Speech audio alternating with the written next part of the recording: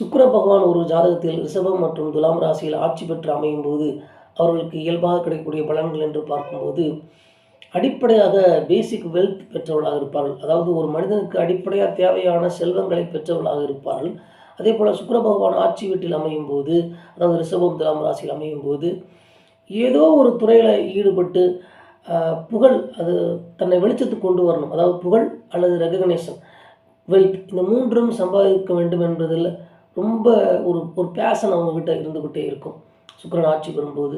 அதே போல் இயல்பாகவே creative mind, அதாவது படைப்புத்துறை சார்ந்தோ கலைத்துறை சார்ந்தோ ஈடுபட்டு அதில் பணிகள் செய்து வியாபாரம் செய்து அதன் மூலமாக வளர்ச்சி அடையக்கூடிய வாய்ப்பு பெற்றவர்கள். அதே போல் செல்வத்தை செலவழித்து அதன் மூலம் கிடைக்கக்கூடிய வசதிகளை அனுபவங்களை அனுபவிக்கக்கூடிய பலம் பெற்றவர்கள். ஆட்டோமொபைல், ரியல் எஸ்டேட் இது போன்ற துறைகளில் பணி செய்து அல்லது அது போன்ற தொழிலில் வியாபாரம் செய்து அதன் மூலம் பலம் பெறக்கூடியவர்கள்.